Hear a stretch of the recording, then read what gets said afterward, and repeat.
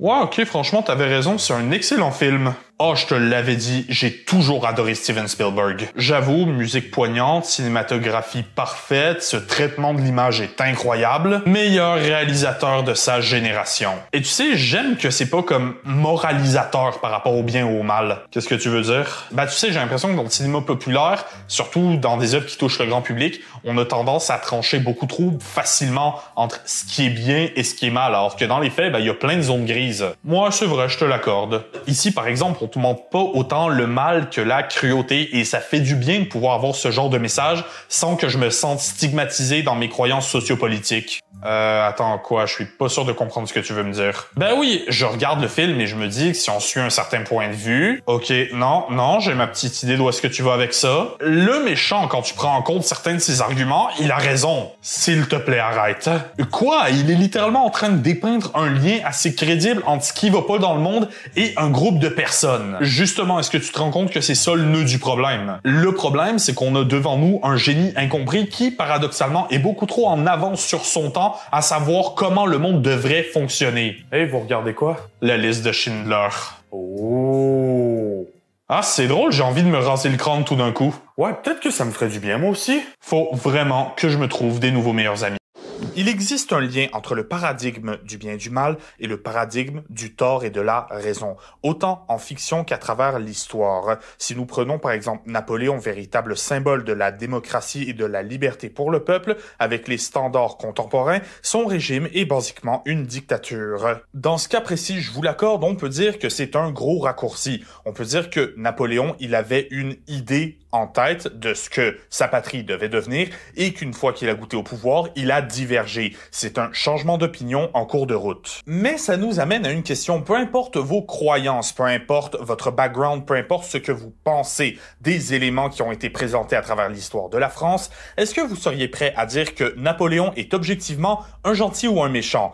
Moi, personnellement, je ne crois pas, tout simplement parce que des gentils et des méchants, dans notre vie réelle, ça n'existe pas. On parle plutôt de gens qui adhèrent à nos valeurs et de gens qui divergent de nos valeurs. C'est là que la fiction entre en jeu, là où le gentil, c'est le gentil, et où le méchant, c'est le méchant. Et ça, encore une fois, c'est un raccourci. C'est parce que quand t'es petit, on t'apprend que faire le mal, c'est mal, faire le bien, c'est le bien. Alors forcément, le protagoniste, ça devient le gentil, et l'antagoniste, ça devient le méchant. Tellement que ces termes sont interchangeables, mais assez impossibles à dissocier les uns des autres. Cependant, au vu des analyses du mal, je suis sûr que vous l'avez déjà mis en commentaire, il existe des protagonistes qui sont foncièrement mauvais. Et quand ça arrive, c'est une remise en question directe de ce que devrait être une histoire. Parce qu'on peut se dire qu'une histoire est écrite du point de vue du gentil. On peut dire qu'une histoire peut être écrite du point de vue du méchant, mais une histoire écrite du point de vue d'un antagoniste, foncièrement, c'est impossible. Et là, je vous entends déjà, oui, c'est des professeurs en école de cinéma, en école de littérature, qui me disent qu'une histoire du point de vue de l'antagoniste, ça existe pas, simplement pour qu'on acquiert les bases et qu'on puisse les briser après. Non, je veux dire, l'antagoniste, par définition, ça ne peut pas être le personnage principal. Pourquoi? Parce qu'il n'est pas un synonyme de méchant. Une histoire écrite du point de vue de l'antagoniste, c'est comme regarder du bleu et dire que c'est du jaune. Les mots antagoniste et protagoniste ne serviront jamais à définir la morale d'un personnage. Ils définissent simplement leur place dans l'histoire. Le protagoniste, c'est celui à travers qui on raconte cette histoire, et l'antagoniste, c'est celui qui se dresse sur son chemin. Par exemple, j'adore Harry Potter, mais pour être tout à fait honnête, c'est difficile d'apprécier les nuances entre le bien et le mal, dans le sens où les protagonistes sont très bons et les antagonistes très mauvais. Et oui, je sais, c'est beaucoup plus subtil dans les livres, au format papier, tu vois les jeux de pouvoir changer, tu vois que le ministère de la magie, c'est quand même des méchants connards, mais le fait étant que c'est quand même un gros défaut qu'on peut reprocher à la saga cinématographique Harry Potter, c'est que, la nuance entre le bien et le mal, elle est tranchée de façon extrêmement nette. Pourquoi? Parce que en tant que tel, Harry Potter, c'est une histoire qui évolue sur un paradigme moral qui est simple, du fait que les zones grises, les motivations de nos personnages et les sacrifices à faire pour arriver vers un monde meilleur, ce n'est pas au cœur du récit. Ce n'est pas de ça qu'il parle. Harry Potter parle d'un monde extraordinaire, de remise en question des lois de la physique et de la logique, de l'émerveillement d'un jeune monsieur madame tout le monde qui devient une partie importante d'un monde ô combien plus étendu. À l'opposé, on pourrait parler de Naruto, là où on suit une histoire histoire qui évolue dans un contexte militaire et où les plus grands de l'œuvre présentent des buts nobles, mais avec des façons de faire imparfaites, voire totalement toxiques. C'est dans ce contexte qu'on va retrouver Naruto, un jeune homme qui veut être reconnu par ses pairs et qui protège le monde shinobi, non pas parce que c'est la bonne chose à faire, mais parce que c'est ainsi que les circonstances de l'œuvre lui offriront la reconnaissance qu'il convoite. Vous l'aurez compris, il existe des œuvres où le bien et le mal c'est quelque chose de très tranché et il existe des œuvres qui remettent ce paradigme en question. Et quand on les remet bien en question, ben ça soulève ô combien d'autres interrogations. Un antagoniste d'alignement bon, ben ici c'est tout de suite beaucoup plus complexe. L'histoire est par définition racontée du point de vue du protagoniste. Alors normalement, quand c'est bien fait, les éléments que cette histoire présente vont épouser les valeurs de ce personnage et nous dire ce que croit le protagoniste, ben c'est le bien. Bonjour, je suis le protagoniste. Mon travail, c'est d'avoir raison. Et moi, je suis l'antagoniste. Mon travail, c'est d'avoir tort. Je possède un but noble qui va grandement bénéficier au bien commun. Je possède des buts égoïstes qui vont nuire au bien commun. Je vais t'empêcher de les réaliser. Et comment vas-tu faire ça? J'ai l'appui d'absolument tout le monde autour, même si objectivement ça leur fait du mal, ce qui est quand même très inquiétant. Pas les petites classes sociales, celles qui, grâce à moi, vont se soulever contre tes actions. Bon, d'accord, mais on va dire que j'ai l'appui des gens importants. J'ai réussi à leur donner juste assez pour qu'ils me suivent dans mon délire, mais pas assez pour qu'ils puissent me renverser. Ouais, mais moi, l'histoire me protège. Oh, tu possèdes donc la légendaire armure scénaristique. Oh que oui, et elle est plus scénaristique que jamais. Comment tu fais pour te débarrasser de mon armée au complet avant que je ne m'empare du Saint-McGuffin pour lequel des peuples se sont littéralement entretués? Grâce au pouvoir de la gentillesse, de l'amour, de l'amitié et de la noblesse. Oh mon Dieu, tu as pu mettre la main sur les 4 matériaux sacrés. Et c'est avec ces matériaux que j'ai construit mon armure scénaristique. Je suis officiellement le personnage le plus puissant de tous les temps. Et là, on en arrive à un jugement moral qui est ô combien simple mais complexe à appliquer. Ben, faire le bien, c'est généralement comme ça qu'on a raison. Donc normalement, si le récit est bien foutu, l'antagoniste qui s'oppose aux valeurs du protagoniste, il devrait avoir tort. Et encore une fois, je vous entends en commentaire, oui, blablabla, ça existe, des histoires où c'est explicite que le protagoniste a tort. Oui, ça existe, mais encore une fois, ces histoires, elles existent pour nous faire poser des questions. Si le protagoniste a réellement tort et qu'il ne se remet pas en question, pourquoi est-ce qu'on le suit? Pourquoi est-ce que ces valeurs sont présentées comme les valeurs absolues de la morale? Et surtout, ben, comment on fait pour rendre ça intéressant et pertinent à la fois? Bien des questions que je me suis posées pour cette vidéo et bien des questions auxquelles je vous invite à répondre en commentaire. Et tant qu'à être là, pourquoi ne pas vous abonner, activer la cloche, ainsi que laisser un like et partager la vidéo au passage, le tout en nous rejoignant sur nos réseaux sociaux comme Instagram pour interagir avec moi, rejoignez nos serveurs Discord, et si supporter la chaîne financièrement vous intéresse, vous retrouverez un lien vers notre Patreon qui va vous permettre de nous soutenir avec des contreparties très intéressantes. Ça part de simples petits shout-out à littéralement choisir le sujet des prochaines vidéos. La question donc que nous allons nous poser aujourd'hui, est-ce que le méchant peut avoir raison? Comment ça fonctionne? Et surtout, qu'est-ce que ça veut dire d'un point de vue narratif? Tout ça et bien plus encore. Et pour commencer, il va falloir aller de l'autre côté du spectrum. Quand le gentil a tort. Pour comprendre si le protagoniste qu'on appelle le gentil peut avoir tort, il faut d'abord comprendre c'est quoi avoir tort et surtout c'est quoi les bases de la morale pour nous y mener. Et pour nous éclairer là-dessus, j'ai envie de poser la question à quelqu'un qui fait du fait d'appliquer des concepts moraux son métier et ce de façon professionnelle. Salutationalisation Ali, puis merci beaucoup pour l'invitation. Que je suis très content de pouvoir parler de méchants qui ont raison avec toi, mais mettons qu'on commence là, puis qu'on essaie de voir, ok, mais pourquoi est-ce qu'un méchant pourrait avoir raison? Ben en fait, ça se détermine en fonction de notre définition de ce qui est bien et de ce qui est mal. Puis qu'est-ce qui vient définir le bien et le mal? Eh bien en fait, c'est l'éthique. Normalement, la définition de l'éthique que je donne quand j'enseigne à mes élèves, c'est la suivante. C'est un domaine de la philosophie qui étudie les valeurs et les normes qui sous-tendent les conduites dans la recherche du bien, du bon et du juste. En gros, ce qu'il faut comprendre de ça, c'est que ce qui définit ce qui est bien et ce qui est mal, ce sont les normes et les valeurs ainsi que les conduites qu'on a qui sont considérées comme acceptables soit au niveau social ou en fonction de nos propres convictions personnelles. Très bon exemple de contradiction entre les valeurs collectives et les valeurs individuelles, c'est tout ce qui relève de la question de la fidélité. La fidélité, c'est une valeur qui est chrétienne à la base puis qu'on a adoptée comme norme sociale, même si on ne pratique plus tant que ça la religion aujourd'hui.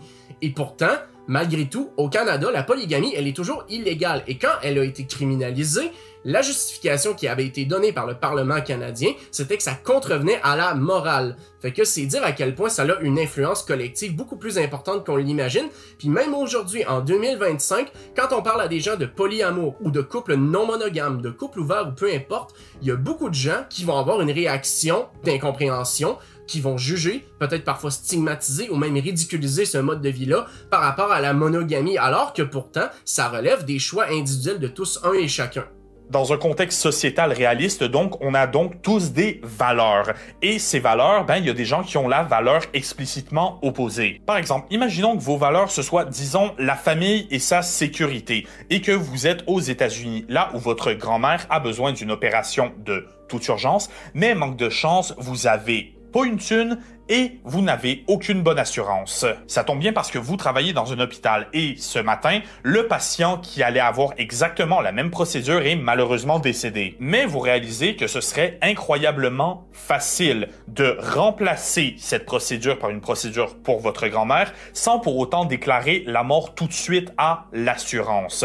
Le tout, bien évidemment, considérant le fait que vous risquez de vous faire attraper et que vous n'avez pas d'autre option. Si vous décidez de jouer cette carte et de faire ce petit tour de passe-passe qui, je le rappelle, est totalement illégal, eh bien, vous agissez fidèlement à vos valeurs. Vos valeurs étant la famille qui passe par-dessus le bon fonctionnement du système et le respect des règles. Mais ça ouvre aussi la possibilité à ce que quelqu'un s'en rende compte. Et il est aussi possible que ce quelqu'un qui s'en rende compte, c'est quelqu'un pour qui le bon fonctionnement du système et le respect du règlement est une valeur bien plus importante que la famille. La question est donc, comment agiriez-vous dans cette situation? On a donc deux parties avec des points de vue radicalement opposés, mais ce sont des valeurs qui leur tiennent à cœur et ce sont surtout ce que eux considèrent comme étant le bien absolu. Qui a tort, qui a raison, j'en ai absolument aucune idée et la réponse la plus proche, c'est personne d'après moi, parce que les valeurs, c'est encore une fois pas une question de bien et de mal, c'est une question de compréhension de la société, de compréhension d'un système moral et de comment un individu va les appliquer. Jusqu'à ce qu'on arrive au point où ce dilemme est présenté dans une histoire écrite. Là où, ce qui est bien, ça va être la définition des valeurs du personnage principal. Mais encore une fois, réalistiquement parlant, c'est une question de point de vue et on a plein d'exemples de protagonistes qui ont des valeurs qui méritent au moins qu'on en discute. Rappelez-vous de Aang dans Le Dernier Maître de l'Air, là où il va refuser de tuer le Seigneur du Feu Ozai à cause de ce que les moines lui ont enseigné, comme quoi toute vie est sacrée, et ce peu importe à quel point Ozai en tant que tel fait le mal et est sur le point de raser un pays au complet de la carte. Les valeurs de Aang vont contre les valeurs de ce que l'avatar doit être, et elles vont contre ce que le monde a besoin présentement. Heureusement qu'il a réussi à lui enlever sa maîtrise, parce que le jeune moine, avant d'apprendre cette technique, il dira lui-même qu'il doit tuer le Seigneur du Feu Ozai et que c'est la seule solution. Vous voyez ici, je veux pas forcément qu'on débatte des valeurs et du point de vue de Aang. Je suis absolument pas en train de dire que de tuer Ozai c'était la solution. Je suis en train de dire que Aang ne voulait pas tuer Ozai et que le monde au complet lui disait que aussi fidèle qu'il soit à ses valeurs, elles étaient erronées dans cette situation présente. Le récit met explicitement le personnage principal en position de faiblesse morale. Il a explicitement tort. Jusqu'à ce qu'une tortue lion géante arrive et lui donne un pouvoir super cheaté. Mais aussi bien que la situation s'est présentée, Aang a quand même tort d'une certaine façon. Je ne dis pas encore une fois qu'il avait tort de vouloir épargner Ozai. Je dis qu'il avait tort d'épouser un système dogmatique à 100% qui s'est éteint il y a un siècle. En un siècle, le monde a changé, la situation a changé. Et c'est montré plusieurs fois au cours de l'œuvre que le changement, c'est quelque chose de positif. Mais il a aussi tort quand il admet qu'il va devoir tuer Ozai. Pourquoi? Parce que la vérité se trouvait entre les deux. Il ne doit pas aller de 0 à 100. Il y a quelque chose entre tuer le Seigneur du Feu et trahir ce à quoi tu crois parce qu'on te dit de le faire et épargner le Seigneur du Feu peu importe les risques parce que c'est ce que les moines t'ont appris il y a des décennies. La réponse se trouvait entre les deux extrêmes de la violence et de la paix. Elle se trouvait dans la balance. Et la balance, c'est un peu sur quoi est bâtie entièrement la franchise Avatar. bâtard. De l'autre côté de la médaille, on a Harold dans Dragon qui s'entête à vouloir raisonner Drago Bloodfist alors que son père sait bien que c'est impossible. Et là, on a un petit peu le retournement de la situation avec Aang. On pourrait s'attendre, si on voit le film pour la première fois, à ce que les valeurs de stoïque pro-guerre soient erronées, que de raisonner avec Drago, ce soit possible. Mais, le fait étant que c'est pas ça qui arrive. Harold a explicitement tort dans le deuxième film Dragon, et ils vont payer le prix fort. C'est cet idéalisme chez Harold qui mène Drago sur sa traque, qui tue un des derniers Bewilderbeast encore vivants et qui met Burke en danger, qui coûte même la vie à un des meilleurs personnages de l'histoire de DreamWorks, si ce n'est pas du cinéma en tant que tel, mettant Harold dans une position où il doit embrasser des responsabilités pour lesquelles il n'est absolument pas prêt. En plus de perdre une figure paternelle avec qui il a eu tant de mal à tisser des liens. Valka elle-même, la mère de Harold, le visage de l'idéalisme et du progrès social dans la saga. Elle va dire à Harold qu'il est venu au monde trop tôt, que s'il a de bonnes valeurs, elles ne sont pas réalistes pour l'instant, et que de changer le monde est une étape importante pour qu'elle le devienne. Là où le film se termine, non pas par un message de paix, mais par un message de passivité. Là où Harold et Croque-Mou vont reprendre le pouvoir par la force à Drago, montrant que de profiter de la puissance d'un dragon, c'est quelque chose qu'il faut mériter, construisant une société où humains et dragons peuvent s'entendre, une société fonctionnelle avec un idéal de paix, mais où la violence reste une façon de se protéger quand besoin est. Le film montre explicitement que Harold avait tort dans son point de vue idéaliste, et c'est quelque chose qui va le suivre tout au long de la saga. Je rappelle que le troisième film Dragon, il se termine avec les dragons qui repartent dans leur monde, là où les humains et ces monstres volants vont devoir vivre séparés. Pourquoi? Parce que le monde idéal, où est-ce qu'ils peuvent vivre en sécurité les uns avec les autres, il n'existe pas. Et c'est très probable qu'il n'existe jamais, ou du moins pas dans un avenir rapproché. Donc non, un protagoniste n'a pas forcément raison, c'est une fausse idée qui est relativement facile à démontrer. Une fausse idée qui, encore une fois, vient du fait qu'on a tendance à remplacer le terme protagoniste par le gentil et le terme antagoniste par le méchant. Le méchant! Merci. Mais c'est là aussi que, selon moi, il faut éviter de confondre ce qui est bien et ce qui est idéal. Ce qui est bien, c'est simplement faire le bien, agir de façon des plus désintéressées possible et amener tout le monde vers un but optimal, là où un idéal, c'est beaucoup plus complexe. Un idéal, c'est un rêve, c'est une idée qui se construit généralement avec des sacrifices. Et c'est des sacrifices qu'on n'a peut-être pas tous le droit de prendre la décision de faire. Vous savez ce qu'on dit, la route de l'enfer est pavée de bonnes intentions, mais moi je pense qu'on peut retourner ce vieux dicton. L'idéologie de l'antagoniste. La route du paradis est pavée de sacrifices. Et j'aimerais qu'on se rappelle de cette logique, de cette phrase, et surtout, j'aimerais qu'on l'applique à une catégorie très particulière d'adversaires rencontrés par nos personnages principaux. On dit souvent que les meilleurs méchants, c'est ceux qui ont une bonne raison de l'être, une bonne raison d'être méchants. De manière générale, c'est ça, on y revient encore, c'est ce qui donne de la substance au personnage. Et surtout, c'est ce qui fait réfléchir par rapport à ses motivations. Déjà de base, c'est quoi une idéologie? L'idéologie se définit par un système d'idées générales construit sur un corps de doctrines philosophiques et de politique, à la base d'un comportement individuel ou et collectif. Bref, l'idéologie se relie énormément encore au concept de valeur. Là où les choses diffèrent, c'est que entre ce qu'on appelle une opinion ou un goût et une valeur pure. Par exemple, je sais c'est imparfait, mais c'est simple à comprendre. Ceci est du rouge. C'est littéralement ma couleur préférée de tous les temps. Ça, c'est un goût, c'est une préférence que je vous présente. Mais si je vous dis que vous devez aimer le rouge, là, ça devient une valeur. Pas que c'est une couleur qui vous irait bien, pas que vous devriez l'essayer. Ça, c'est vous devriez aimer le rouge. Si je vous dis que vous devez aimer le rouge, c'est que je considère que de ne pas aimer le rouge, c'est quelque chose d'immoral. Ça va contre mes valeurs et surtout, ça vient causer le mal autour. Maintenant, tu prends cette logique, tu enlèves le mot rouge et tu le remplaces, disons, par la sécurité sociale, la sécurité financière, l'indépendance et surtout le libre arbitre et le fait de ne pas se laisser marcher dessus par des classes sociales supérieures et t'obtiens une catégorie d'antagonistes fascinants.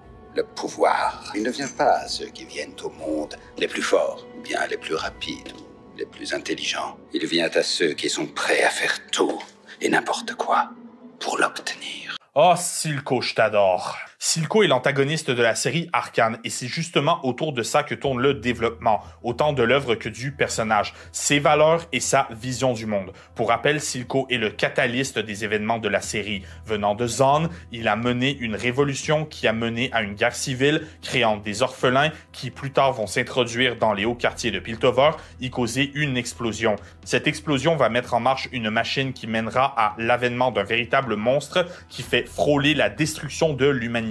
Et tout ça, ça part de Silco, ça part de son extrémisme. Mais le fait étant que il a jamais voulu ça. Et même si c'est objectivement l'antagoniste et que c'est aussi un méchant si on parle d'alignement pur, ben, il y a quand même des points qui méritent qu'on débatte. Oui, Silco tente de s'emparer du pouvoir par la force, mais pourquoi veut-il ce pouvoir? Parce qu'il y en a des raisons pour l'avoir. La raison générale de pourquoi un antagoniste veut le pouvoir, c'est pour exercer un certain contrôle. Un certain contrôle sur la ville, sur le royaume, sur la galaxie. Mais Silco, c'est pas ce qu'il cherche. Le pouvoir lui sert à acquérir la sécurité pour lui et pour ses confrères. Son but est assez altruiste quand il pense de manière générale. Silco, quand ses objectifs ne sont pas menacés, c'est rare qu'il met son pied à terre et qu'il commence à donner des ordres à droite, à gauche. Silco fait preuve d'une certaine humilité. Il est en charge parce que c'est ce qui doit être fait et non parce qu'il a besoin de tout contrôler. Même envers Vander, son frère ennemi qui a essayé de le tuer, qu'il a défiguré après sa mort, il lui donne un respect sans nom. Pourquoi? Parce que Silco n'a pas de but égoïste ou malsain. Ses objectifs, c'est la sécurité, l'indépendance et la paix pour Zaun, pour une nation qui se doit de résoudre au crime et à la violence, simplement pour survivre. Maintenant, on prend le scénario d'Arcane et on essaie d'imaginer un point de vue le plus idéal possible. On dit le bien c'est bien, le mal c'est mal. Il est très possible qu'on arrive à la conclusion que, d'exercer un pouvoir économique et politique pour être capable d'appuyer sur la tête d'une classe sociale qui essaye simplement de sortir la tête de l'eau, c'est pas bien. Et je sais, c'est pour ce genre de paradigme moral que vous devriez vous abonner. C'est ce système que Silco va tenter de briser. Piltover profite de Zaun, mais les méprise à la fois. Ils les tiennent en otage militairement, socialement et économiquement, alors qu'ils disent ouvertement les considérer comme des animaux. Qui voudrait ne pas s'affranchir de ce genre de régime? C'est même l'idée soutenue par nos personnages principaux au début de la série. Alors, si Silco a des bons points, pourquoi est-ce que c'est lui le méchant de l'histoire? Simplement à cause de comment il tente d'arriver à ses fins. Et surtout, à cause des sacrifices qu'il est prêt à fournir pour y arriver. Ces sacrifices sont nécessaires, mais il n'a en aucun cas le droit de les faire. Comme de priver une mère de son enfant ou de retourner sa veste et trahir ses disciples par amour toxique et maladif pour une jeune fille à qui il avait déjà tout pris. Silco est un ignoble salopard à cause de ses actions, mais en regardant la situation de son point de vue, c'est très difficile de se dire que Piltover ne sont pas simplement en train de récolter ce qu'ils ont semé. Ce qui nous amène à une autre partie du débat, même si Piltover ont un peu cherché la merde. D'où est-ce que c'est correct de faire le mal parce que quelqu'un d'autre fait le mal? C'est au mieux un sophisme de double faute, donc l'argument est irrecevable. Au pire, c'est simplement de la vengeance. Le fait de faire du mal à quelqu'un parce qu'on éprouve le besoin de lui faire du mal. Et ça, c'est pas bien.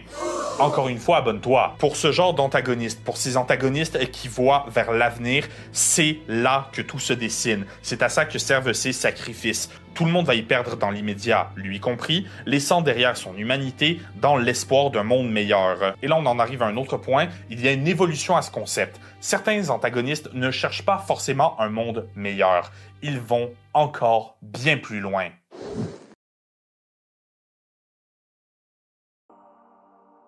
À la poursuite d'un monde parfait. L'utopie, l'idée d'une société parfaite. Une utopie, c'est un monde où tout le monde est en santé, tout le monde est heureux, tout le monde est en sécurité, autant sociale que financière, et surtout, c'est une société où le mal n'existe simplement pas. Du moins, c'est l'idée qu'on s'en fait dans la culture populaire, parce que, dans les faits, c'est un peu plus complexe. Étymologiquement parlant, ça vient du grec topos qui veut dire lieu avec le préfixe ou qui en anglais du 16e siècle peut vouloir dire non ou simplement qui n'est. Littéralement, on peut dire que utopie, ça veut dire un lieu qui n'existe pas. C'est Thomas More qui va définir l'utopie dans son ouvrage comme une société parfaite, une société idéale, mais surtout une société humaniste. L'humanisme est une doctrine philosophique qui vise principalement l'épanouissement du genre humain, le savoir et l'esprit critique. On peut donc dire dire que l'humanisme est un désir d'amener l'humanité à son paroxysme, de faire de l'homme la meilleure version de lui-même qu'il est possible d'avoir. Mais là où c'est quand même drôle, c'est que c'est un mouvement de pensée qui tire ses origines du 14e siècle, mais qui est surtout très présent pendant les temps modernes et le siècle des Lumières. À savoir une période dans l'humanité où on obtient des gros changements, et un de ces gros changements, c'est le fait que l'Église catholique a de moins en moins de pouvoir sociopolitique sur le monde occidental. Le lien ici étant, l'humanité développe un esprit critique, et cet esprit critique lui permet de se poser des questions. Et quand ces questions sont répondues, on se rend compte que beaucoup de ce que dit l'Église n'est pas forcément vrai. Là où même si on retourne la question et qu'on va voir des hommes d'Église, honnêtement, ça doit être hilarant. Bonjour, bienvenue aux portes du paradis. Derrière moi se trouve tout ce dont vous avez toujours rêvé. Dites votre nom et occupation, s'il vous plaît, ainsi que la date de votre mort. Père Brindamour, j'ai été prêtre pendant plus de 60 ans, le 8 mars 1743. Oh non, pas encore un prêtre. Comment ça? Non, je sais pas, je veux dire... Je m'attendais pas à un traitement de faveur, mais je croyais qu'on serait au moins, je sais pas, content de me voir. Bon, les hommes d'église, c'est toujours complexe, alors laissez-moi regarder votre dossier. On a un petit problème. Des problèmes du genre? Du genre le 2 août 1614. Pouvez-vous me dire ce que vous faisiez? Oh oui, celle-là, c'était une bonne, je m'en rappelle. J'ai brûlé vive une femme du nom de Marie Vecchi pour avoir consulté un ouvrage de magie noire. Oui, cet ouvrage de magie noire, si je me fie à mes notes, c'était le journal intime de sa fille. Le journal intime de sa fille? Non, c'est grave, là, c'est grave. En effet, vous êtes en train de me dire que j'ai raté la petite? Quoi? Elle lisait un ouvrage de magie noire et vous me dites que c'est le journal intime de sa fille. Ça veut dire que c'était toute une secte familiale de sorcières. Monsieur, elle avait 11 ans. Et pourtant, elle était toujours pas mariée, 3 enfants. Non, écoutez, c'est de ma faute. Je vous demande pardon. Je comprends pas comment j'ai pu rater une sorcière aussi dangereuse. Bon, écoutez, j'en viens pas que je dois avoir cette conversation encore une fois avec quelqu'un qui a passé sa vie à la dévouer au mouvement religieux, mais les femmes qui lisent et les gens qui ne vont pas à la messe tous les dimanches, vous savez que c'est pas des mages noirs. Quoi? Et je veux dire, vous croyez qu'on l'a écrit pourquoi au début de la Bible? Tu ne tueras point. Ouais, mais vous savez, c'est ouvert à interprétation. Non, écoutez, j'ai pas le choix de suivre la procédure, alors on va vous laisser au purgatoire pendant 1000 millénaires et éventuellement, on va voir si vos actions viennent balancer avec ce que l'humanité fait après. Ok, mais on est d'accord, je vais pas en enfer. Écoutez, comme je vous dis, on va devoir faire une enquête, ça va être long, mais sérieusement, plus je regarde votre parcours, plus je me demande si on vous a pas envoyé le mauvais livre saint. Bref, l'humanisme, c'est quelque chose qui est présent dans la définition d'une utopie, donc d'une société parfaite, mais c'est aussi quelque chose qui remet en cause les conventions sociales de l'époque. Conventions sociales étant donc, si tu réfléchis trop, tu finis au bûcher. Et pourquoi est-ce qu'on en arrive à ce clash? Pourquoi est-ce qu'on en arrive au fait que l'utopie est impossible? C'est justement parce qu'elle présente des valeurs. Et les valeurs ne seront pas toujours compatibles avec les valeurs d'une autre personne. Nous, en tant que société, on a un petit peu des lois non écrites, des valeurs que collectivement on considère comme primordiales et inébranlables, comme le respect, la santé, la sécurité et j'en passe. Pour illustrer cette hiérarchisation des valeurs-là à mes élèves, ce que je leur fais faire, c'est une version alternative du dilemme du tramway. Je leur pose en premier la question d'origine, qui est le fameux 5 personnes sur une voie, une personne sur une autre, un tramway qui fonce à toute vitesse, on a une manivelle pour dévier le train, sauf que si on tire la manivelle, on sauve les 5 personnes, mais si on n'y touche pas, là c'est la personne seule qui est sauvée. Et qu'est-ce qui se passe? Les élèves, quand ils votent dans le sondage anonyme, 90% d'entre eux choisissent de sauver les 5 personnes. Et là, je leur pose la question de pourquoi ce choix-là, et ce qu'ils me disent, c'est facile, 5 vies pour une, le choix est pas dur. Je suis comme, ok, parfait, on s'entend que le bien commun ici, c'est la valeur que vous priorisez, donc on sauve 5 personnes plutôt qu'une. Et là, question suivante, bang, on remplace l'adulte par un enfant. Et là, soudainement, la statistique des réponses n'est plus la même. On tombe à 60% de personnes qui sauveraient les 5 personnes plutôt que 90. Et ce faisant, je leur dis, bon, là, qu'est-ce qui s'est passé? Pourquoi vous avez changé d'idée? C'est encore une personne pour 5 personnes. Qu'est-ce qui s'est passé avec le bien commun? Puis là, ils me disent, là, c'est pas pareil, monsieur, c'est un enfant et tout. Je suis comme, ok, mais mettons, là, un enfant, je veux dire, c'est pas un produit fini. Je veux dire, tu peux en refaire un autre. C'est pas la fin du monde. Et là, ils sont complètement choqués d'entendre ça. Puis je vous assure, c'est très, très volontaire de faire ça. Parce que justement, le but, c'est de jouer un petit peu dans leurs valeurs puis de les forcer à donner leur réflexion sur le sujet. Et là, la réponse qui vient inévitablement, c'est « Ouais, mais monsieur, c'est parce que l'enfant, il a encore toute sa vie devant lui. » Et c'est là que je leur donne une nouvelle réponse qui est la suivante. « Ok, si on prend l'espérance de vie de l'enfant, peut-être qu'il reste quoi, 80-90 années à vivre, mais les 5 adultes de leur côté, que peut-être qu'ils ont fait la moitié de leur vie, ben la somme des espérances de vie de ces 5-là dépasse largement le 80-90 années restant. Fait que rendu là, ben c'est clairement mieux de choisir les 5 adultes plutôt que l'enfant. Puis là, ils savent plus trop quoi répondre, ils sont un peu choqués ou quoi que ce soit, puis évidemment, ça attire les débats en classe, il y en a qui se répondent entre eux, jusqu'à ce qu'à la fin, la conclusion à laquelle je veux qu'ils en arrivent, c'est qu'ils ont hiérarchisé des valeurs, et la hiérarchie en question, c'est que le bien commun se retrouve en dessous de la protection de l'enfance. Et plus qu'on avance dans les versions alternatives du dilemme du tramway, plus qu'il y a une hiérarchie qui se crée, et à chaque année, les résultats sont les mêmes, les valeurs qui sont individuelles passent au-delà des valeurs dites collectives. Mais quand ils pensent plus souvent qu'autrement, c'est beaucoup plus des compromis que des valeurs pures, genre...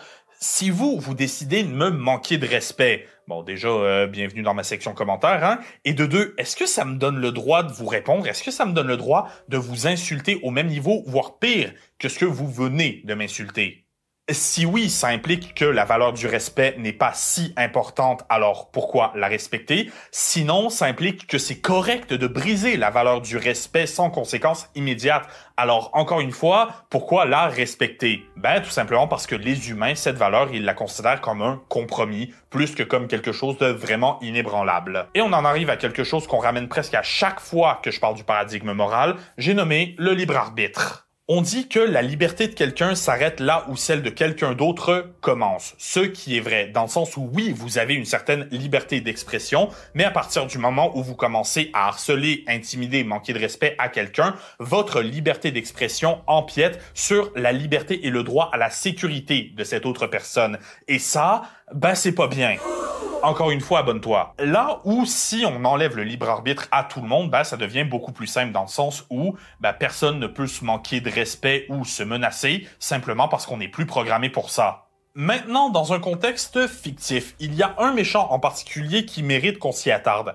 Un méchant qui remet énormément en question la pertinence du libre arbitre et des valeurs qu'on se pose les uns les autres comme compromis. Et ce méchant, il se nomme Madara. Madara est probablement le méchant de Naruto qu'on m'a le plus réclamé, et honnêtement, je comprends pourquoi. Déjà, parlons de son histoire, de ses motivations. Madara est né à une époque où le monde était en guerre, une guerre qui deviendra connue comme la première grande guerre des shinobi. Depuis son plus jeune âge, il a perdu des proches et a été entraîné à être une machine à tuer dans le corps d'un enfant, et son seul véritable ami, Hashirama Senju, était l'héritier du clan rival au sien dans cette guerre. Le tout jusqu'à ce que le destin les rattrape et où Hashirama et Madara se sont presque entretués. Là où à la mort de Hashirama, le clan Senju a continué de traiter le clan Uchiwa comme des ennemis au sein de leur propre village. Et oui, je sais, c'est beaucoup plus complexe, mais c'est pas le sujet de la vidéo. Ce qui est important, c'est que c'est comme ça que l'histoire est perçue par les personnages de Naruto, c'est comme ça que les Senju et les Uchiwa la voient, et ben c'est ça qui a mené les Uchiwa à tenter de déclarer un coup d'état contre le village de Konoha, et qui a mené à leur extermination complète. Entre-temps, Madara, qui savait ne pas être éternel, il a pu ressusciter dans le but de lancer une technique. Le Tsukuyomi infini, une illusion totale et imbrisable qui priverait l'humanité de son libre arbitre et les enfermerait dans un cocon à vie, les plongeant chacun dans une illusion où leur vie idéale leur a été donnée. Le plan de Madara est d'enlever le libre arbitre à tout le monde pour les empêcher de s'entretuer et en contrepartie leur donner ce qu'ils veulent à leur insu. Et dans l'œuvre, il y a honnêtement de quoi débattre, suffit de regarder la timeline. Par exemple, Naruto est un personnage qui vit à Konoha. Konoha, c'est le village caché de la Feuille, qui est un petit peu une des grandes villes du pays du feu. Elle est gouvernée par le Hokage, littéralement l'ombre du feu, quelque chose qui a été mis en place à l'époque de Hashirama Senju. Et c'est après que ce modèle fut adopté à Konoha que les 4 autres grandes nations ninja ont fait exactement la même chose. Et depuis, c'est comme ça que les grands pays fonctionnent. Cependant, Hashirama, quelque chose qui est facile d'oublier parce que c'était une bête de puissance et qu'il a un tel lore autour, ben c'est qu'il est mort très jeune. Et donc, le village de Konoha est jeune. Et donc, ce système, il est jeune. Quand Hashirama et Madara se sont affrontés, c'était la première grande guerre des shinobi. Et à la fin de l'œuvre, on est à la 4e.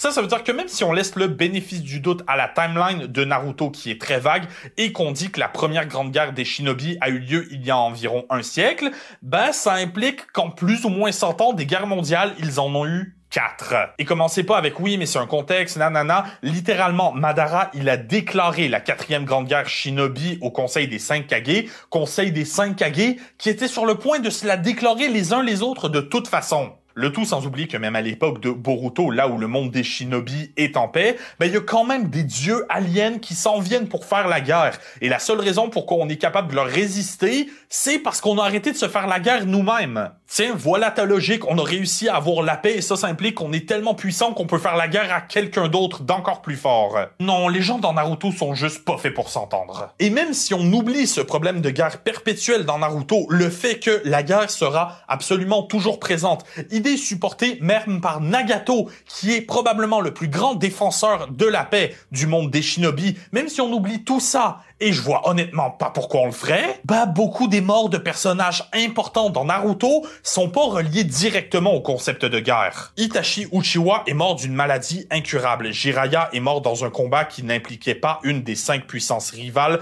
ni les infrastructures politiques du village d'Ame. Orochimaru a été tué par son propre disciple. Hiruzen est mort en défendant Konoha d'une attaque surprise venant d'une nation et d'un méchant qui ne s'intéresse pas à la guerre autant qu'au progrès scientifique des arts ninja. Minato a littéralement été tué par un démon libéré justement dans le but de terminer les guerres entre les nations ninja. Bref, guerre ou pas guerre, il y aura toujours de la violence, il y aura toujours des morts horribles. Entre ensuite le plan de Madara. Offrir tout ce qu'il veut dans sa totalité à tout le monde. Leur donner exactement ce dont ils rêvent et ce, sans compromis.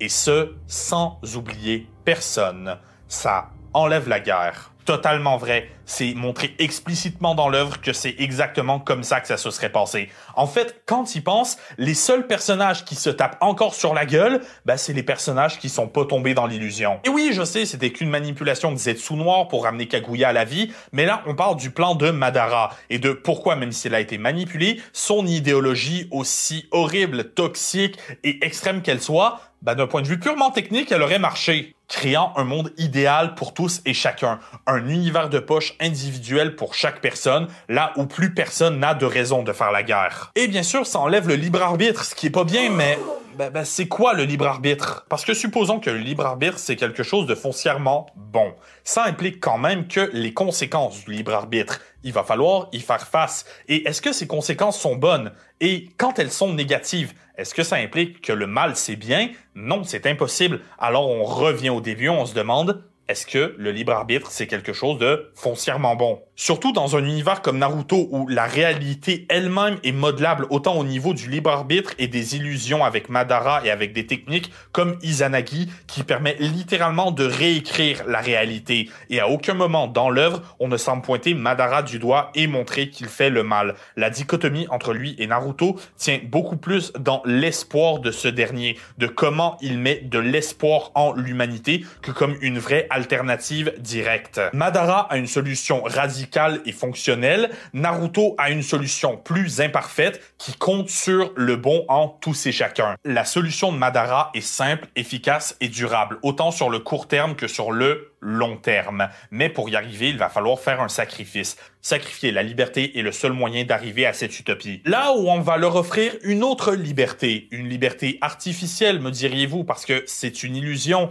Et à ça, je vais citer les mots d'un auteur célèbre. Bien sûr que tout se passe dans ta tête, mais pourquoi ça voudrait dire que ce n'est pas réel? La réalité, en fait, même, qu'est-ce que c'est? Parce que votre couleur préférée, la façon dont vous voyez le monde, les perceptions que vous avez autour, votre nourriture préférée, c'est jamais que des 1 et des 0 dans votre cerveau sous forme d'impulsions électriques qui vous disent qu'est-ce que vous aimez et qu'est-ce que vous n'aimez pas. Genre moi j'adore les champignons mais j'ai beaucoup d'amis qui détestent ça et pourtant on mange le même aliment mais on le perçoit de façon différente. C'est en ce sens qu'on peut dire que Madara a raison. Il offre la sécurité et l'épanouissement total à tous. Bien entendu ça implique un prix à payer mais rien qui ne vaille la peine d'avoir dans ce monde n'est jamais gratuit. Si vous me trouvez pessimiste, je m'adresse aux gens qui regardent et qui se considèrent vraiment heureux. Si demain vous vous réveillez et que tout ce que vous aviez, la belle maison, la famille, les amis, les rêves accomplis. Si demain vous réalisiez que tout n'était qu'illusion et que je vous donnais l'option d'y replonger. Que feriez-vous?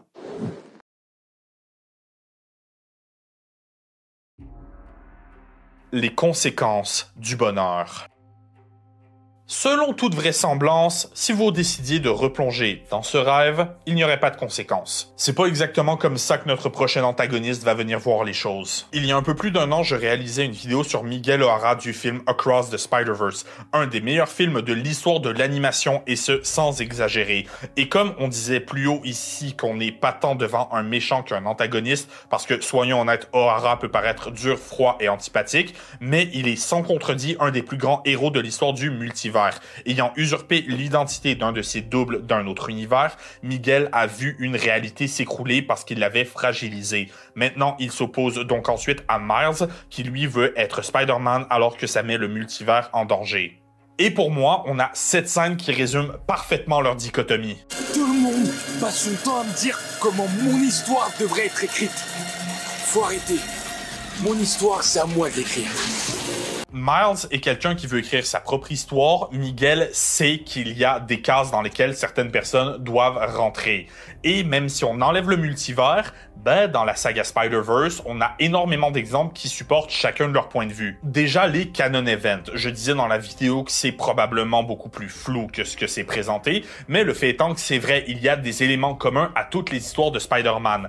Des éléments communs qui sont loin d'être appréciables. Genre la mort d'un oncle qui est une figure paternelle alors qu'on est déjà orphelin de base. Tout au long des 2 films, Miles doit se plier aux demandes du monde autour de lui. Il a de bonnes notes, il est dans une école prestigieuse et il est dans le collimateur des meilleures universités. Le tout principalement parce qu'il a été élevé à toujours travailler plus fort et être le meilleur de manière générale à donner son 100%. Mais ça ne lui plaît pas. Miles, il a envie de faire de grandes choses, mais parce que c'est ce qu'il veut faire et non parce que c'est ce qu'on attend de lui. Même être Spider-Man, s'il adore ça, rappelez-vous, au début, il détestait ça. C'est pas ça qu'il voulait faire. C'est ce que le point de vue de Morales défend. Le fait de vivre sa propre vie et non la vie que quelqu'un d'autre voudrait qu'on vive. C'est là qu'on découvre Miguel O'Hara qui a la vision opposée. Il pense que certaines choses doivent arriver d'une certaine façon, auquel cas des conséquences se produisent et encore une fois, ça revient dans l'histoire de Miles. Il s'acharnait à vouloir suivre Gwen, ce qui la met dans une position très délicate. Il tente de faire le bien en sauvant un agent de police, ce qui fragilise le multivers et sa simple existence fait qu'une Terre existe sans Spider-Man. Et c'est ainsi pour moi que leur dichotomie évolue dans un point de vue réaliste. Oui, je pense que Miles a raison de vouloir tracer sa propre histoire, mais il y a une mesure à avoir, dans le sens où il a besoin de comprendre que ses actions ont des conséquences qui vont venir affecter les gens autour de lui. C'est une leçon que Miguel a appris de façon très douloureuse. Il a tenté d'être heureux, ça n'a pas fonctionné, ça lui est revenu à la gueule et il en a payé le prix fort. Et en vrai, O'Hara, ça a beau être l'antagoniste, ça fait partie de ces antagonistes qui, selon moi, ils ont aussi proche de raison qu'on peut l'avoir dans le sens où c'est les valeurs de Miles versus l'intégrité du multivers. Concernant le libre arbitre et les responsabilités, j'avoue que j'ai tendance à être d'accord avec l'école de pensée de Jean-Paul Sartre là-dessus, que l'être humain est condamné à être libre et que la responsabilité et la liberté, ça va de pair ensemble. Puis ça se reflète aussi dans notre propre approche du système de justice dans la société et dans la manière dont on fait nos lois. Toutes les lois sont faites pour restreindre des libertés, pour éviter qu'il y ait de l'anarchie, du chaos et que ce soit tout simplement la loi du plus fort, pour éviter les inégalités, pour éviter que des gens utilisent leur liberté pour outrepasser celle des autres. Et on a la responsabilité collective d'apprendre à respecter ces lois-là et de prouver qu'on mérite bel et bien notre liberté. Et quand on ne la mérite pas parce qu'on outrepasse ces limites-là, le système de justice te sanctionne. Fait que c'est ainsi qu'on peut constater que qu'est-ce qui est bon aux yeux d'une société? C'est une bonne utilisation de la responsabilité et de la liberté. Puis ce qui est mauvais, c'est une mauvaise utilisation de ces deux dernières. Avant d'être un méchant, O'Hara, c'est un héros réaliste. C'est le parent pas cool. Il ne fait pas plaisir à Miles, mais il fait ce qui doit être fait. Il se salit les mains pour que d'autres n'aient pas à faire. Alors, je dis vraiment pas que Miguel est irréprochable. Il est quelqu'un de très colérique, il a tendance à avoir un point de vue beaucoup trop cynique, et pour le dirigeant de la plus grande équipe de super-héros du multivers, il manque franchement de pédagogie. En plus, il reste encore un film à sortir pour compléter la trilogie. Je ne peux pas attendre de voir ce que ça va donner, mais d'après moi, je sais comment ça va finir. Je pense que l'histoire des canon events, le fait d'être capable de modeler sa propre histoire, ça va être quelque chose qui va entrer en conflit, mais on va redécouvrir des zones grises, des façons de garder le multivers dans son intégrité en ignorant certains de ces canon events, être capable de faire le bien simplement parce qu'on veut le faire. Mais si ignorer certains de ces éléments sera faisable, ça ne veut pas dire que ce sera le cas pour tous,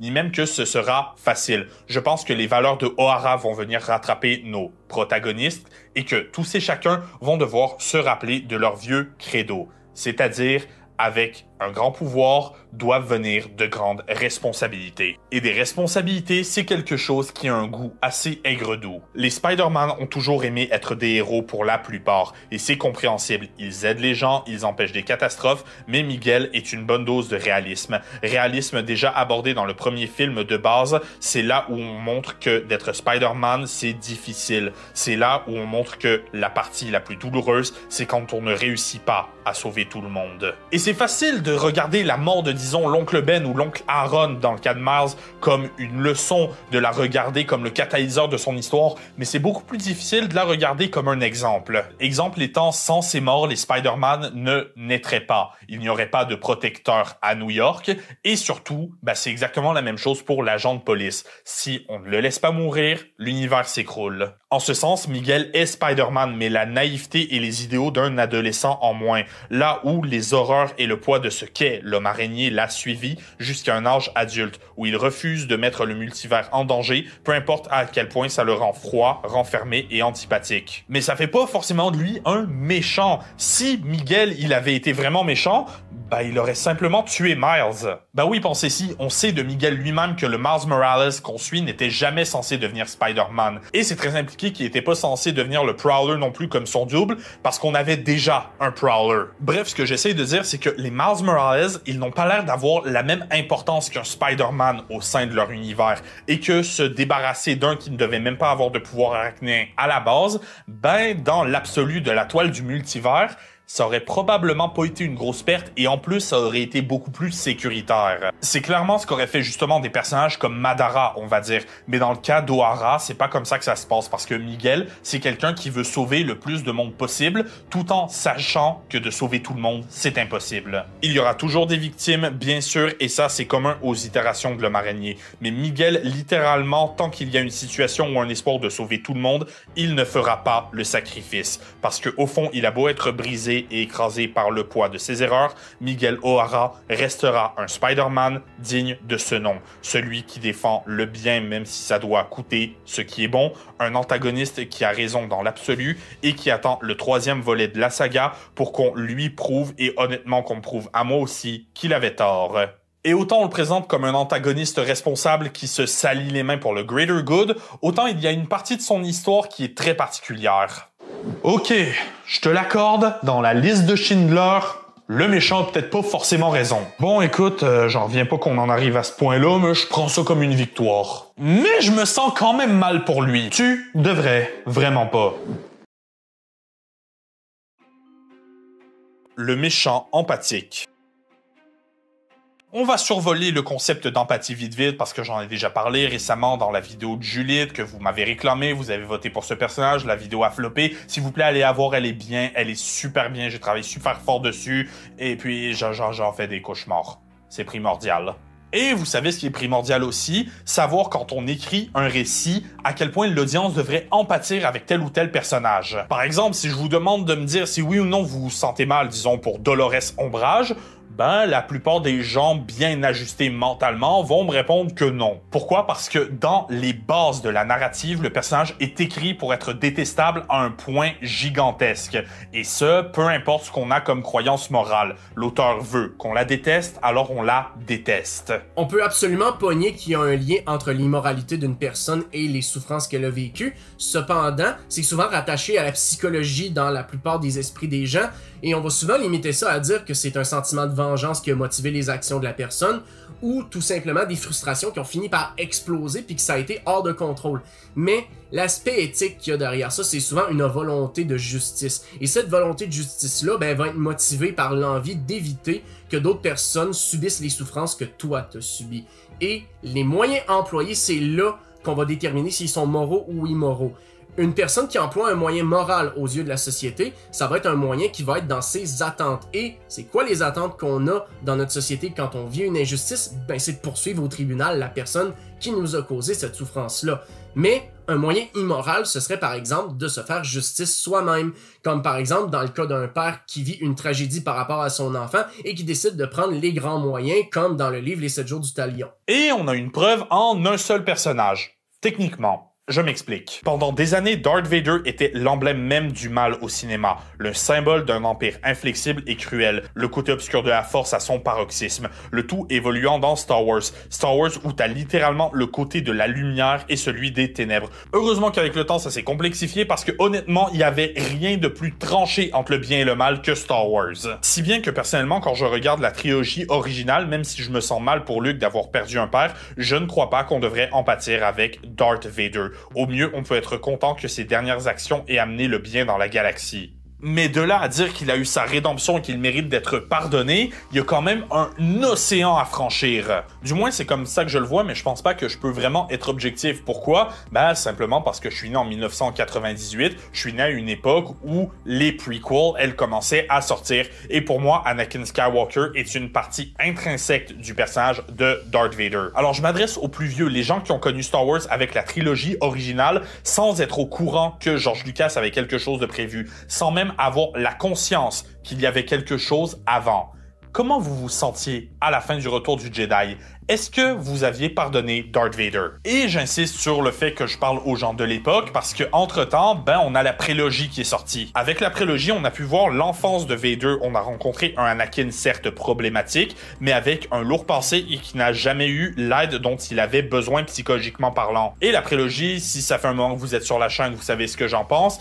C'est pas parce que vous détestez le 7, 8, 9 avec la passion d'un milliard de soleils explosifs que ça fait que le 1, 2, 3 sont des films sacrés à défendre absolument. Et juste comme ça, je viens de me mettre la moitié du fandom à dos et t'as l'autre moitié qui est en train de m'ériger un hôtel. Bienvenue chez Star Wars, là où, ironiquement, même si on a les Jedi gris, les zones grises dans le bien et le mal et comment on aborde cette œuvre, ça n'existe pas. Bref, la forme est peut-être à travailler, mais le fond est là. Darth Vader a eu une enfance très difficile et c'est cette enfance difficile couplée à des choix mauvais de la plupart de ses tuteurs qui l'ont mené au côté obscur de la Force. Honnêtement, j'ai pas souvenir que Star Wars ait tenté de dire que ça pardonnait les actions du personnage. C'est un personnage qui, oui, a souffert, mais cette souffrance ne sert pas à justifier ses actions. Elle nous est présentée et nous fait comprendre comment il en est arrivé là, mais ça ne le pardonne en rien. Parce que si Star Wars voulait présenter Vader comme un gentil incompris, il ne l'aurait pas fait briser le cou d'un enfant dans la série Obi-Wan. Et d'après moi, c'est la meilleure façon d'écrire un méchant empathique. On comprend ses motivations, on comprend comment on en est arrivé là, mais on ne le pardonne pas forcément. On parle de Darth Vader, justement, puis ce serait intéressant de les comparer avec Madara ou Chiwa, justement. Madara et Darth Vader ont tous les deux un parcours très très similaire. Ils ont vécu des pertes tragiques. On est dans le vécu. Ensuite, ça conduit à des ressentis, donc à une colère, souffrance, vous connaissez. Et tout ça a conduit à une hiérarchisation des valeurs au sommet duquel trône la stabilité et la recherche de la paix à l'intérieur de leurs univers respectifs. Et comment ils y parviennent? En utilisant des moyens draconiens qui sont très très différents de ceux qu'emploieraient ceux qui se définissent comme étant les bonnes personnes dans leurs univers. Les Jedi dans Star Wars, mais les ninjas, notamment ceux de Konoha, dans l'univers de Naruto. Et on a dans l'univers de Naruto le Genjutsu qui apporte une paix illusoire mais en privant de libre arbitre les êtres humains qui y vivent. Et de l'autre côté, on supprime les deux camps d'une guerre entre république et séparatistes parce que s'il n'y a pas de camp pour se faire de la guerre, il n'y en a pas de guerre. Et oui, je vous entends, il y a tout le concept du côté obscur. Est-ce que c'est plus une métaphore qu'une véritable magie? Ou est-ce que quelqu'un touché par le côté obscur fait vraiment le mal? À ça, je réponds, ce serait très intéressant pour une éventuelle analyse du mal sur Darth Vader. L'analyse du mal sur Darth Vader.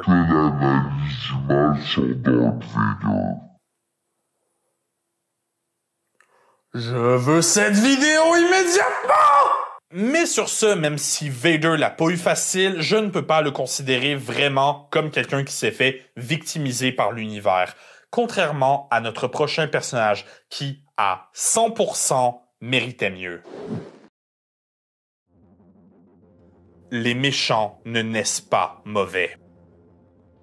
Faire le mal par le mal, non pas par désir de vengeance, par sadisme, simplement parce que faire le mal, c'est mal et nous, on fait le mal, ça existe pas. Il y a aucun être humain qui commet une action en pensant que c'est une mauvaise action. Il va toujours se dire que c'est la meilleure chose qu'il peut faire au vu des circonstances, des informations et du contexte qui lui est présenté. Mais l'affaire, c'est que c'est valable autant pour les méchants qui ont raison que pour les méchants qui ont tort. Et ce faisant, quand tu utilises des excuses comme la fin justifie les moyens, d'abord, il faut regarder pour juger c'est quoi les moyens utilisés, mais surtout, c'est quelle fin qu'on cherche à atteindre.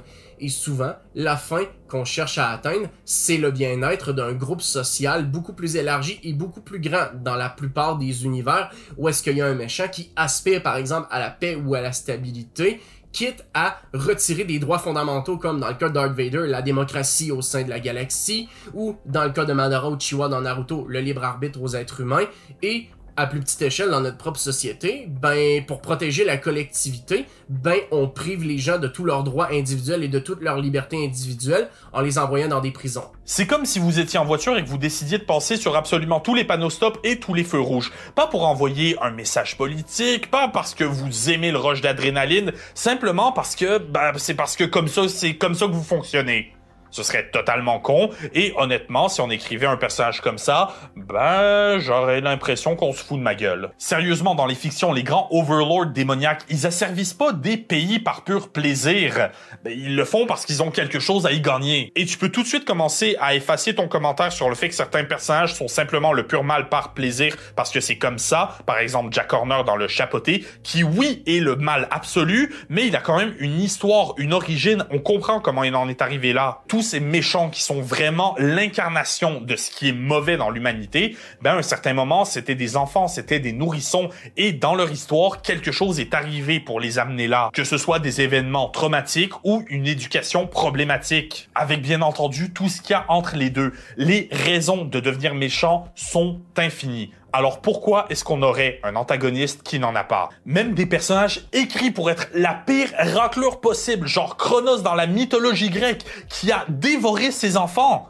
Il l'a fait parce qu'il avait peur de se faire renverser. Pas simplement parce qu'il avait des enfants et que parce que c'était dans sa nature de les bouffer. Bref, le mal doit être motivé. Derrière un antagoniste, derrière un méchant, il y a des motivations. Des motivations qui le poussent à un certain point sur le paradigme moral.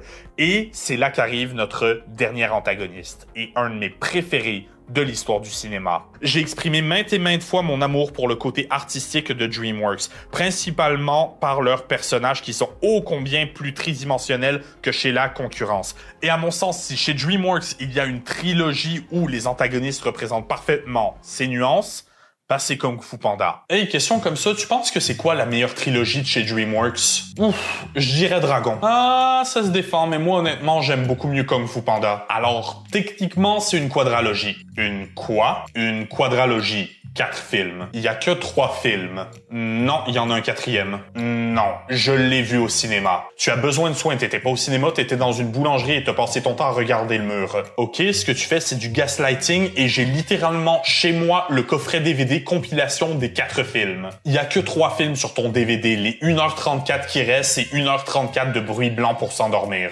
Tu es dans le déni. Eh bien, si je suis dans le déni, laisse-moi-y, tu vois pas à quel point c'est confortable? Est-ce que tu te rends compte que c'est extrêmement malsain? C'est pas une question de sanité d'esprit, c'est une question de principe. J'en ai marre de voir Hollywood redéterrer les mêmes franchises comme des nécromanciens pour être capable d'en tirer encore un. Oh, ils viennent d'annoncer Shrek 5. Oh. Et mon feed est rempli de trentenaires qui se plaignent des graphismes d'un film pour préados. Il y a même des menaces qui sont envoyées au studio. Oh mon Dieu! Ah! Tu penses à ce que je pense? Tu veux qu'on aille voir Shrek 5 ensemble avec le méga parti pris que ça va nous décevoir, qu'on dise qu'on souffre pendant toute la durée de la séance et qu'on utilise la colère que ce film pour préados nous insuffle pour justifier des actions discriminatoires à la fois envers les ethnies minoritaires et les personnes LGBT? Tu lis dans mes pensées! Hey! On est des très mauvaises personnes. Ouais, non, attends. J'appelle ma psy, on va prendre un rendez-vous. Bref, des 3 méchants de la trilogie Kung Fu Panda, Il y en a un qui est particulier, un que je trouve sous-coté et que j'affectionne particulièrement. Et ce méchant, c'est Tai Long. Tai Long est un des meilleurs antagonistes de l'histoire de l'animation, sans démesure, mais aussi la preuve qu'on ne n'est pas mauvais, on le devient. Il est littéralement la compilation de tout ce qu'on a dit depuis le début. Toute l'histoire de Tai Long tourne autour du fait qu'il voulait devenir le dragon guerrier, pas par ambition, pas par désir de pouvoir, mais pour rendre fier Maître Shifu. Et qui est Shifu pour Tai Long? Qui est cette personne qu'il veut rendre fier? Ben, c'est littéralement la seule personne qui lui a donné une chance, la seule personne qui lui a donné de la valeur. Il l'a trouvé sur le porche du palais de Jade alors qu'il était un nourrisson, l'a élevé comme son fils et lui a enseigné tout ce qu'il savait sur le kung-fu. Il lui a dit textuellement que sa destinée était de devenir le dragon guerrier. Alors quand Oogway s'est interposé, forcément ça a fait quelque chose. Et je vous entends, ça justifiait pas peut-être d'agir avec violence et d'attaquer la vallée, là où les simples villageois ont dû subir sa colère. Je vous entends, et vous avez raison, mais il y a une nuance, et cette nuance, on la trouve dans cette scène. Ça n'était pas ma faute.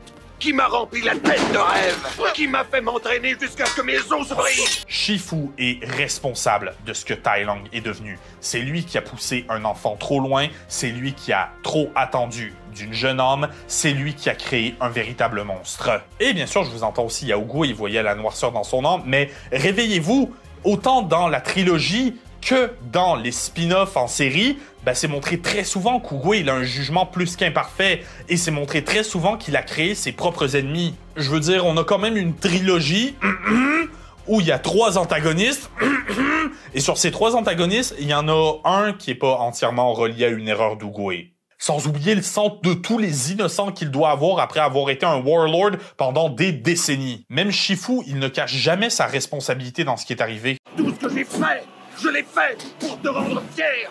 Dis-moi si tu es fier de moi, Shifu. Dis-le-moi. Dès le premier restant, j'ai été fier de toi. Et ça a été ma fierté qui m'a aveuglé. Je t'aimais beaucoup trop pour voir ce que tu devenais et ce que j'étais en train de faire de toi. Je suis désolé. L'idée derrière Tai Long, l'idée derrière le personnage de Tai Long, c'est que le manuscrit du dragon pour devenir le dragon guerrier, ben il l'avait amplement mérité. Et il se l'est fait refuser par un jugement de valeur d'un maître du kung-fu qui, très honnêtement, ne savait pas exactement ce qu'il faisait. Devenir le dragon guerrier, c'était un rêve qui fut alimenté par la toxicité d'une figure parentale trop fière de son œuvre. Et entre-temps, Tai Long, il est quand même devenu ce que le dragon guerrier devrait être, à savoir un passionné de kung-fu, mais aussi un excellent combattant. Quand Oogway le lui a refusé, c'était littéralement son monde au complet qui s'est effondré. À quelque part, oui, le manuscrit, on pensait que ça allait lui donner des espèces de méga super pouvoirs. Ça aurait transformé Tai Long en quelqu'un d'extrêmement dangereux, mais je vais vous donner un petit secret. Le dragon guerrier est un guerrier! Même si ça l'aurait rendu beaucoup plus puissant que n'importe qui devrait être, le fait étant que c'est plus la sagesse de savoir comment utiliser cette puissance qui compte. Et considérant que Tai Long a suivi les entraînements de Shifu, ben avant sa crise de colère et surtout avant que son monde s'effondre, c'était plus que probable qu'il sache quoi faire avec. Et je veux dire, après t'as Oogway qui est vendu comme le symbole ultime de la sagesse dans le monde du kung-fu, alors que ben c'était littéralement un seigneur de guerre. Alors me dites pas que le fait que Tai Long soit capable d'utiliser son pouvoir pour faire de la violence, ben c'est quelque chose qui erronne le fait qu'il deviendrait le dragon guerrier. Même pas en tant que tel, il a prouvé qu'il méritait de devenir ce dragon guerrier en pétant la gueule de Tai Long. Et quand il pense, en l'achevant avec un sourire aux lèvres pendant que Tai Long suppliait pour sa vie. Ensuite, t'as le Léopard des Neiges qui a été emprisonné dans une forteresse construite spécifiquement pour lui, là où ses mouvements sont restreints au point qu'il est immobile et ce constamment, et où c'est très impliqué que les gardes lui cognent dessus quand ça leur fait plaisir. Et le pire là-dedans, c'est que vous savez quoi? Cette prison, ben, elle a été commanditée par le palais de Jade. Paye ton ambiance familiale. Tai Long, littéralement, il a été emprisonné par la seule personne qui l'a jamais vraiment aimé, dans des conditions inhumaines, après avoir subi un entraînement proche de la torture, et ce, depuis sa plus tendre enfance. Non, mais je pense que même moi, j'aurais commencé un arc de méchant. Et après tout ça, après avoir traversé toutes ces épreuves, Tai Long, ben, est-ce que vous avez déjà prêté attention à la façon dont il revient au palais de Jade? Déjà, disons les choses comme elles sont, il n'a pas tué les 5 cyclones, il les a simplement paralysés et les a renvoyés à la maison. C'est peut-être pour faire passer un message, mais s'il était vraiment venu pour détruire tout sur son passage, Ben, il n'y avait pas besoin de message. Il aurait simplement attaqué par surprise. Autant pour effrayer Maître Shifu, peut-être qu'il y a quelque chose, mais à quoi ça lui sert d'effrayer le nouveau dragon guerrier s'il est convaincu de pouvoir le vaincre? Même, à quoi ça lui sert d'effrayer, je sais pas moi, les marchands de la vallée? Et j'en viens pas d'en arriver là, mais ça m'a pris plus de 15 ans à comprendre à quel point sa scène de retour est pleine de sens. Il se présente à la grande porte, salue son maître et commence à parler. C'est Shifu qui va mettre son pied à terre et qui fait comprendre à Tai Lung que cette rencontre va se solder par un combat. Oui, c'est dans ce cas-là, c'est Tai Lung qui frappe le premier, mais c'est aussi le premier à parler. Il est celui qui tente d'entamer le dialogue. Il est là pour donner un ultimatum. Il est là pour donner à Shifu l'option de choisir le pacifisme. Non pas pour négocier, mais pour raisonner, Maître Shifu.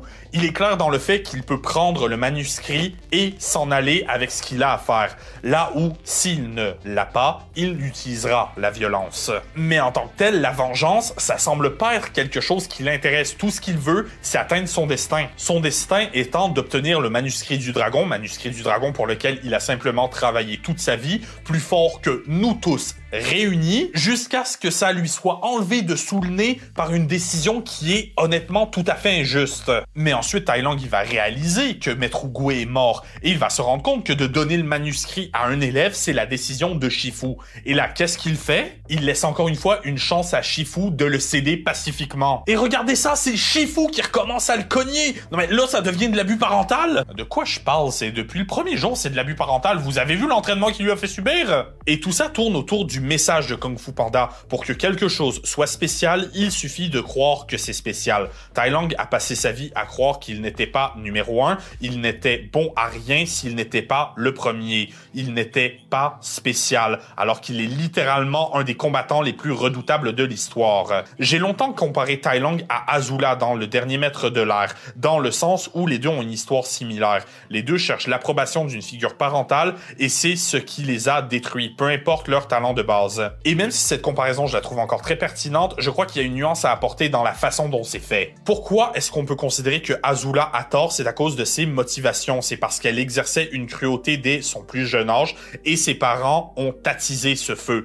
Ozai en l'encourageant, Ursa en la repoussant par peur. Pour Tai Lung, il n'y avait pas vraiment de cruauté à la base, il y avait de l'ambition, il y avait un rêve, il y avait le désir de prouver sa valeur à un monde qui l'a rejeté, traité en paria et qui lui a tapé dessus depuis qu'il était bébé. Oui, Tai Lung, il a littéralement les mêmes motivations que Naruto. D'une certaine façon, il pourrait même être considéré comme le personnage principal de son histoire. Et ça, c'est pas juste moi qui le dis, c'est les scénaristes. Pourquoi Tai Lung est aussi particulier? C'est parce qu'il a été écrit comme un protagoniste, comme l'outsider qui tombe au plus bas et qui se relève, défiant un monde qui s'acharne sur lui. En ce sens, si on regarde le film à travers ses yeux, ça devient l'histoire d'un enfant prodige qui a commis une erreur, qui s'affranchit des enseignements d'un parent trop dur et qui revient le défier pour prouver sa valeur. Tout comme Silco, il se dresse contre une injustice. Tout comme Madara, il a une grande vision pour l'avenir. Tout comme Miguel O'Hara, il est prêt à faire des sacrifices pour l'atteindre.